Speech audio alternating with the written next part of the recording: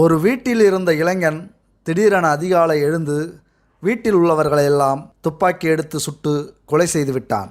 அதன் பின் அவன் கைது செய்யப்பட்டான். அந்த வீட்டிற்கு அடுத்து குடி வந்தவர் எடுத்த ஒரு புகைப்படம் பல ஆண்டுகளாக வைரலாக பரவி வருகிறது. இந்த ஒரு புகைப்படம்தான் இந்த உலகை அதிர செய்தது. இந்த புகைப்படத்தில் பின்னால் இருக்கும் கதை என்ன? இந்த புகைப்படத்தில் இருக்கும் குழந்தை பேயா?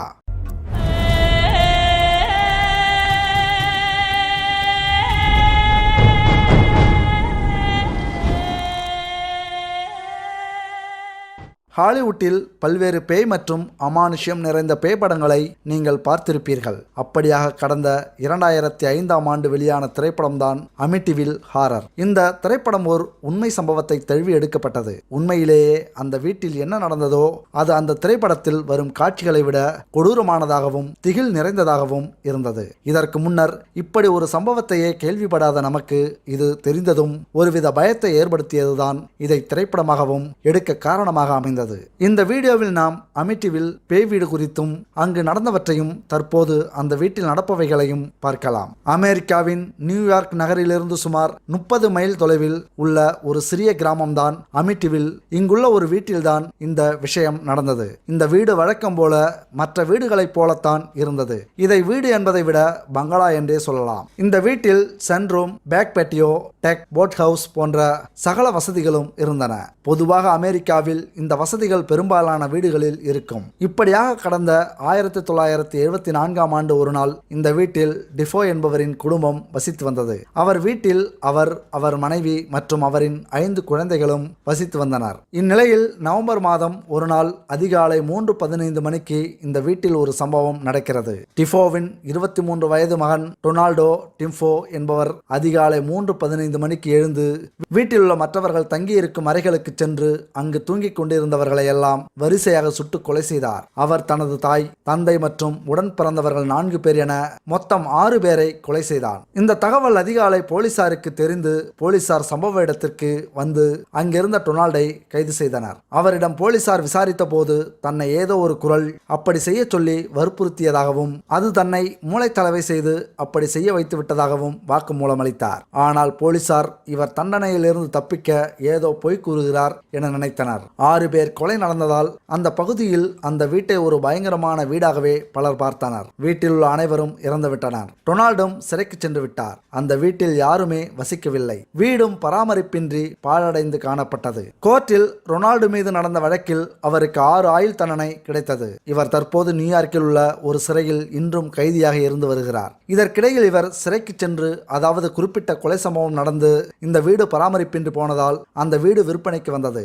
1975ஆம் ஆண்டு சார்ல்ஸ் லட்ஸ் என்பவர் இந்த வீட்டை விலைக்கு வாங்கினார். கொலை நடந்த வீடு என்பதால் இந்த வீட்டை வாங்க யாரும் முன் வரவில்லை. இதனால் இந்த வீட்டின் மதிப்பு குறைவானது. கிட்டத்தட்ட இவ்வளவு பெரிய பங்களாவை வெறும் 80,000 அமெரிக்க டாலருக்கு சார்ல்ஸ் லட்ஸ் வாங்கியுள்ளார். இவர் தனது மனைவி கெத்தி மற்றும் மகன்கள் டேனியல் மற்றும் கிறிஸ்டோபர் ஆகியோருடன் இந்த வீட்டிற்கு குடிபுகுந்தார். குறைந்த விலையில் வீடு வாங்கிவிட்டு செட்டில் ஆகிவிட்டதாக நினைத்து லட்ஸ் சந்தோஷமாக இருந்தார். ஆனால் அந்த சந்தோஷம் வெகு நாட்களுக்கு நிலைக்கவில்லை. வீட்டிற்குள் அவர்கள் குடிவந்ததும் ஏதோ ஒருவித வித்தியாசமான விஷயங்களை எல்லாம் அவர்கள் உணரத் துவங்கியுள்ளனர். அவர்களை யாரோ கண்காணிப்பது போலவும் அவர்களை சுற்றி யாரோ ஒருவர் இருப்பது போலவும் அவர்கள் உணர்ந்தனர். இது மட்டுமல்ல, தினம் தினம் ஏதோ விஷயம் வித்தியாசமாக நடக்க துவங்கியுள்ளது. லட்ஸ் அவர் வீட்டின் சுவர்களில் இருந்து பிசுபிசுப்பான ஏதோ ஒரு விஷயம் வெளியேறுவதை கவனித்துள்ளார். அது என்னவென்று அவருக்கு புரியவில்லை. அதன் பின் அவர் வீட்டின் அருகே உள்ள பன்றிகள் யாரும் இல்லாத வீட்டை உற்று பார்த்து மிரண்டு பார்த்து கொண்டிருந்தது. அதன் கண்களில் சிவப்பு நிறங்களில் ஏதோ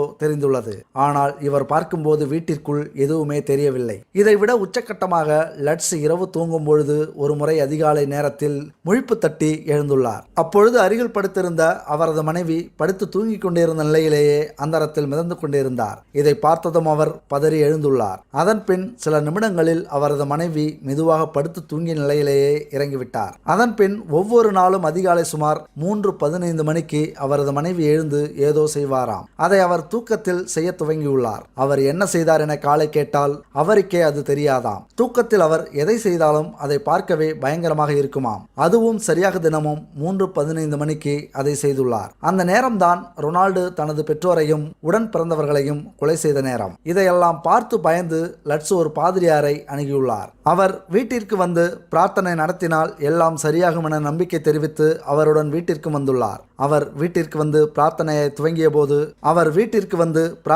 துவங்கிய போது எங்கிருந்தோ ஒரு குரல் சத்தமாக கோபமாக கெட் அவுட் என கத்தியுள்ளது. இதை கண்டு பயந்து போய் வீட்டில் உள்ள அனைவரும் அங்கிருந்து ஓடிவிட்டனர். 28வது நாள் என்ன நடந்தது தெரியுமா? 28வது நாள் இந்த விஷயம் அமிட்டிவில் உள்ள பகுதி முழுவதும் பரவியது. மக்கள் அதிகமாக லட்சு வீட்டில் நடந்த சம்பவத்தை பற்றி பேச துவங்கினர். குறிப்பாக அவர் மனைவி அந்தரத்தில் தொங்கியபடி தூங்கியது, பாதிரியார் வந்தபோது கேட்ட சத்தம், பன்றி வீட்டை பார்ப்பது என எல்லா மக்கள் மத்தியில் அதிகம் பேசப்பட்டது. இந்நிலையில் லட்ஸ் பயந்து போய் அந்த வீட்டை வாங்கிய 28வது நாளிலேயே அவர் அந்த வீட்டை காலி செய்து விட்டார். இதற்கிடையில் லட்ஸ் இதை செய்ததற்கு பின்னர் ஒரு காரணம் இருப்பதாகவும் மக்கள் மத்தியில் பேசப்படுகிறது. லட்சிற்கு அதிக கடன் இருந்ததாகவும் அதை அடைக்க முடியாத அவர் இப்படியாக ஒரு வீட்டை வாங்கி அதை வைத்து கதையை தயாரித்து அதை வெளியில் சொல்லி மக்கள் அனைவரையும் பேச வைத்து அதை வைத்து புத்தகம் மற்றும் படம் எடுப்பவர்களின் காப்புரிமைக்காக பணம் பெற்று சம்பாதிக்கலாம் என்பது அவரது எண்ணம் என பலர் பேசினர். இந்த விஷயம் வைரலான போது லட்சும் அவரது மனைவியும் பொய் சொன்னால் கண்டுபிடிக்கும் சோதனையில் பங்கேற்க சம்மதம் தெரிவித்தனர். அந்த சோதனையில் இருவரும் பொய் சொல்லவில்லை. இருவரும் சொல்லும் அத்தனை வார்த்தைகளும் உண்மை என்பது தெரிய வந்தது. தற்போது லட்ஸ் கேற்று எல்லாம் இறந்துவிட்டனர். தற்போது உயிருடன் இருப்பது அவரது மகன் டேனியல் தான். அவருக்கும் அந்த 28 நாட்கள் பேய் வீட்டு அனுபவம் பெரும் மிரட்சியை தருவதாக சொல்கிறார். இதற்கிடையில் லட்ஸ் அந்த வீட்டில் இருந்தபோது அமானுஷ்யங்களை விரட்டும் பல்வேறு நபர்களை வரவழைத்து அங்குள்ள பேயை விரட்ட முடிவு செய்தார். ஆனால் அது எதுவும் சரிவரவில்லை. அதில் ஒரு குழு ஒரு போட்டோகிராஃபருடன் வந்தது.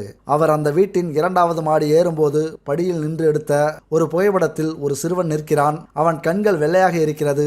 இந்த புகைப்படத்தை 1976இல் எடுத்தனர். 1979ஆம் ஆண்டு அவர் மீது சந்தேகம் வந்தபோது அந்த புகைப்படத்தை அவர் பொதுவெளியில் வெளியிட்டார். இன்றளவும் சமூக வலைதளங்களில் காண்பவர்கள் எல்லாம் ஒரு நொடி நடுங்கும் அளவிற்கு இந்த புகைப்படம் அப்பொழுது பெரிய அளவில் வைரலானது. இந்த புகைப்படத்தில் இருப்பது இந்த புகைப்படம் எடுக்கப்பட்டதாக கூறப்படும் 1976ஆம் ஆண்டிற்கு ஓராண்டிற்கு முன்பே, அதாவது 1975ஆம் ஆண்டு இறந்து போன டிஃபோவின் மகன் ஜான் டிஃபோவின் உருவம் என பேசப்படுவது குறிப்பிடத்தக்கது. டிஃபோ குடும்பத்தில் கொலை நடந்த சம்பவத்திற்கு பின்பு தற்போது அந்த வீடு 5 பேரிடம் கைமாறிவிட்டது. லட்சு ஒருவரிடம் அந்த வீட்டை விற்றார். அவர் மற்றவரிடம் விற்றார். இப்படியாக அந்த வீட்டை வாங்கிய ஒருவர் அந்த வீட்டின் எண் 112 என இருப்பதால் தான் பிரச்சனை ஏற்படுகிறது. அதனால் அதை 108 என மாற்றினார். அந்த வீட்டின் முகவரி 108 ஓசன் ஏவ் என மாறியது. கடைசியாக அந்த வீட்டை கடந்த 2017ஆம் ஆண்டு 6.5 லட்சம் அமெரிக்க டாலருக்கு விற்பனை செய்துள்ளார். அதை விற்றவர் 8 லட்சம் அமெரிக்க டாலருக்கு விற்பனை செய்ய நினைத்தார். ஆனால் யாரும் வாங்க தயாராக இல்லை. 6.5 லட்சம் அமெரிக்க டாலருக்கு மட்டுமே விற்பனையானது. லட்ஸ் குடும்பம் அனுபவித்த அமானுஷ்யம் பற்றி அமிட்டிவில் பகுதிக்கே தெரிந்தபோது 1977ஆம் ஆண்டு ஜே ஆன்சன் என்பவர் அவரை சந்தித்து அவர்கள் சந்தித்த அனுபவங்களை எல்லாம் கேட்டார். அதை ஒரு புத்தகமாக வெளியிட்டார். அதற்கு தி அமிட்டிவில் ஹாரர் என பெயரிட்டார். அந்த புத்தகம் வெளியான புதிதில் மிக பயங்கரமாக விற்பனையானது. பலர் இந்த புத்தகங்களை எல்லாம் தேடிபிடித்து வாங்கி படித்தனர். பின்பு இந்த புத்தகம் 1979ஆம் ஆண்டு ஒரு திரைப்படமாக எடுக்கப்பட்டு ஹிட்டானது. பின்னர் அந்த திரைப்படம் 2005ஆம் ஆண்டு ரீமேக் செய்யப்பட்டது. இன்று வரை இந்த கதையை மையமாக வைத்து 18 திரைப்படங்கள் வந்துவிட்டது. இன்றும் அந்த வீட்டில் யாரும் தங்குவதில்லை. அனைவருக்கும் உயிரின் மீது பயம் இருக்கிறது. இந்த வீட்டை வாங்குபவர்களும் ஒரு ஆர்வத்தில் வாங்கிவிட்டு பின்னர் அதில் தங்க பயந்து போய் சில ஆண்டுகளில் வேறு ஆட்களுக்கு விற்பனை செய்து விடுகின்றனர். இந்த அமிட்டிவில் வீட்டில் அப்படி என்னதான் இருக்கிறது? ரொனால்டு ஏன் தன் பெற்றோர்களையும் உடன் பிறந்தவர்களையும் கொலை செய்தார்? அதன் பின் வந்த லட்சு குடும்பத்தினர் அனுபவித்தது பற்றியெல்லாம் சொன்னது உண்மையா? இவையெல்லாம் தீராத மர்மம்தான் இதுவரை.